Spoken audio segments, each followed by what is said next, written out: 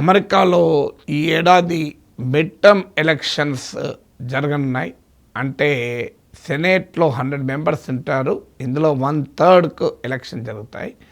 అలాగే house of representatives అంటే దిగువ సభ, మన లోక్సభ లాగా, సెనేట్ అంటే మన రాజ్యసభ లాగా, దానికి 435 సీట్స్కు కూడా ఈ మిడ్ టర్మ్ ఎలక్షన్ జరుగుతాయి. సాధారణంగా మిడ్ టర్మ్ ఎలక్షన్స్ ప్రెసిడెంట్లకు ఒక రకంగా పాపులారిటీ టెస్ట్. అంటే ప్రెసిడెంట్ గెలిచాక 2 ఇయర్స్, ప్రెసిడెంట్ టర్మ్ 4 ఇయర్స్ అయితే 2 ఇయర్స్ మధ్యలో మిడ్ టర్మ్ ఎలక్షన్స్ వస్తాయి. అందువల్ల ప్రెసిడెంట్ పర్ఫార్మెన్స్కు, పాపులారిటీకి మిడ్ టర్మ్ ఎలక్షన్స్ ఒక పరీక్షగా నిలుస్తాయి. అమెరికా చరిత్ర చూస్తే అత్యధిక సందర్భాల్లో మిడ్ టర్మ్ ఎలక్షన్స్లో ప్రెసిడెంట్స్ పార్టీ ఓడిపోతూ ఉంటుంది, దెబ్బతింటూ ఉంటుంది. అట్లీస్ట్ కొన్ని సీట్లన్నా తగ్గుతూ ఉంటాయి. మీకు ఇప్పుడు ఉదాహరణకు 2000 నుంచి ఇప్పటి వరకు 26 ఇయర్స్లో 6 టైమ్స్ మిడ్ టర్మ్ ఎలక్షన్ జరిగాయి. అంటే అధ్యక్షుడు గెలిచాక మధ్యలో 2 ఏళ్ళ తర్వాత మిడ్ టర్మ్ ఎలక్షన్ 6 టైమ్స్ జరిగితే, అందులో ఒక్కసారి 2002లో మాత్రమే ప్రెసిడెంట్స్ పార్టీ గెలిచింది. దానికి కారణం ఏంటంటే, అంతకుముందు మీకు వరల్డ్ ట్రేడ్ సెంటర్ పైన తీవ్రవాద దాడి జరిగిన నేపథ్యంలో ప్రెసిడెంట్స్ పార్టీ గెలిచింది. సో అందువల్ల ప్రెసిడెంట్ అసంతృప్తి ఎదుర్కోవడం అనేది అమెరికాలో సహజం. అందులో ఇప్పుడు Donald Trump president. Donald Trump is highly polarising figure. సాధారణంగా అమెరికన్ హిస్టరీలో ప్రెసిడెంట్ పాపులారిటీ రేటింగ్ కనుక బిలో 50% ఉంటే ఆ ప్రెసిడెంట్స్ పార్టీ, ప్రెసిడెంట్ రిప్రజెంట్ చేసే పార్టీ భారీగా దెబ్బతింటుంది. ఇప్పుడు లేటెస్ట్ పోల్స్ ప్రకారం ట్రంప్ పాపులారిటీ రేటింగ్ బిలో 40% పడిపోయినాయి. అందువల్ల భారీగా రిపబ్లికన్ పార్టీ దెబ్బతినే ప్రమాదం ఉంది అని ఆ పార్టీలో ఆందోళన మొదలైంది. సో అల్టిమేట్గా ఓటర్లు ఎటువైపు తీర్పు చెప్తారో మనం ఊహించలేము.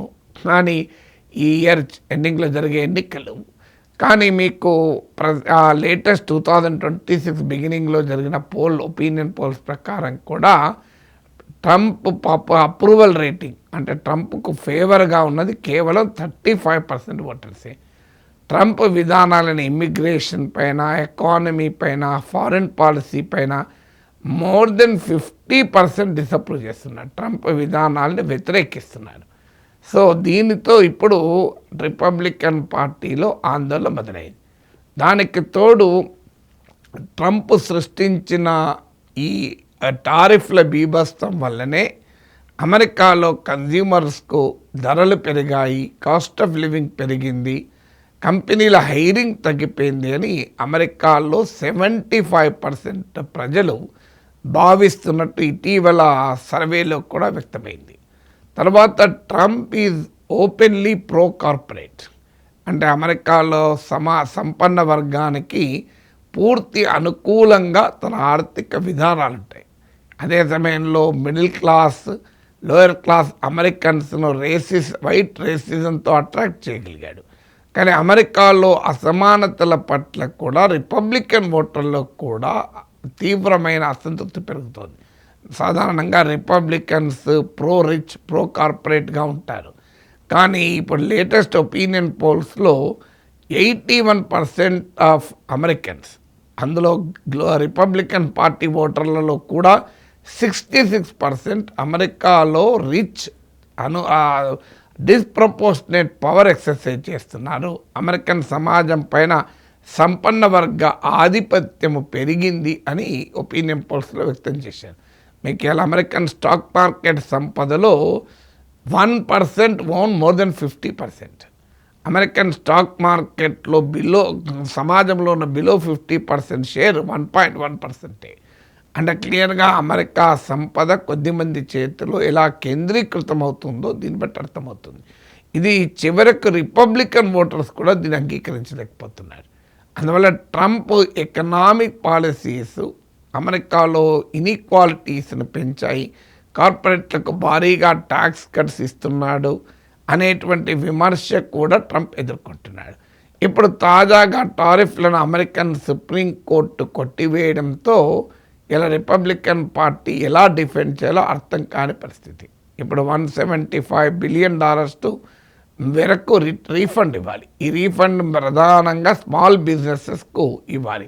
వాళ్ళంతా కోర్టుకి వెళ్ళారు. ఈ స్మాల్ బిజినెస్ ఓనర్లు సాధారణంగా Republican party voter base.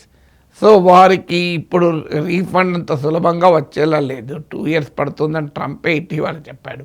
So Trump టారిఫ్ల వల్ల క్రియేట్ అయ్యేటువంటి సమస్యలను ఎలా డిఫెండ్ చేసుకోవాలి, అమెరికన్ సుప్రీంకోర్టే కొట్టివేసినాక ట్రంప్ అయినా వినకుండా టారిఫ్లు వేస్తున్నాడు, ఎలా డిఫెండ్ చేయాలన్న ఆందోళన ఇవాళ రిపబ్లికన్ పార్టీ ఓటర్లలో కూడా పెరిగింది. దానికి తోడు ట్రంప్ ఫారిన్ పాలసీని వ్యతిరేకిస్తున్నారు. గ్రీన్లాండ్ పైన ట్రంప్ దూకున్న అమెరికా సమాజంలో అత్యధిక మంది ప్రజలు వ్యతిరేకించారు. ముఖ్యంగా తమ మిత్ర దేశాలను యూరోపియన్ యూనియన్తో ట్రంప్ పడుతున్న ఘర్షణను అంగీకరించలేకపోతున్నారు.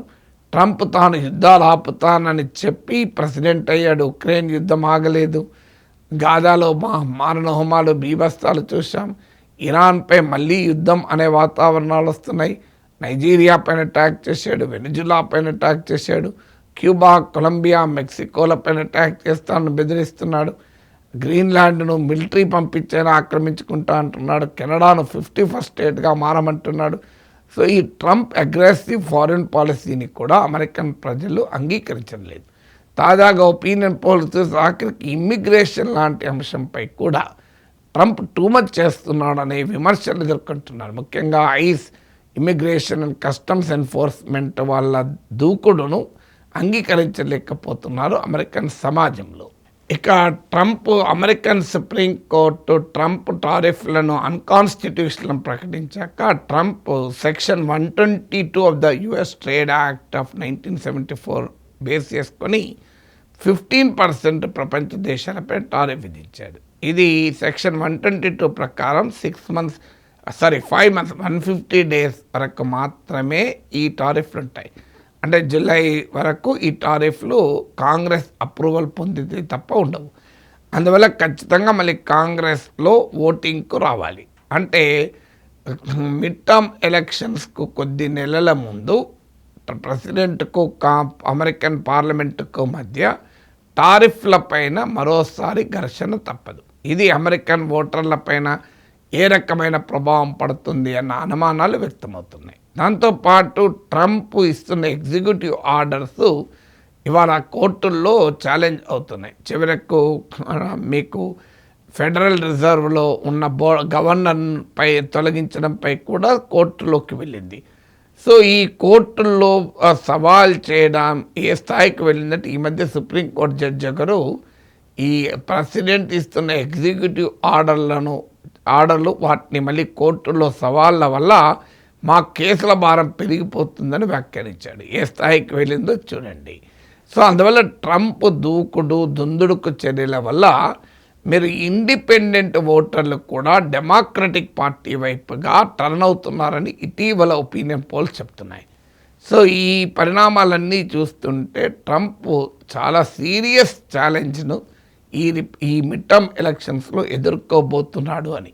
ఆ సీరియస్ ఛాలెంజ్ని ఎదుర్కొనేటప్పుడు ట్రంప్ లాంటి లీడర్లు ఎప్పుడు కూడా నేషనల్ ప్రైడ్, నేషనల్ సెక్యూరిటీ, దేశం ప్రమాదంలో ఉంది, దేశం విక్టిమ్ అనేటువంటి నెరేటివ్ బిల్డ్ చేస్తూ ఉంటారు.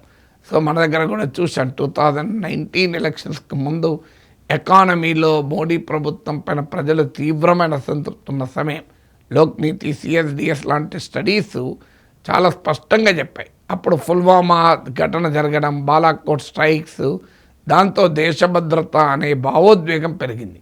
మీకు 2002 మిడ్ టర్మ్ ఎలక్షన్స్లో కూడా వరల్డ్ ట్రేడ్ సెంటర్ పైన దాడి ప్రెసిడెంట్స్ పార్టీ గెలవటానికి దోహదం చేసింది.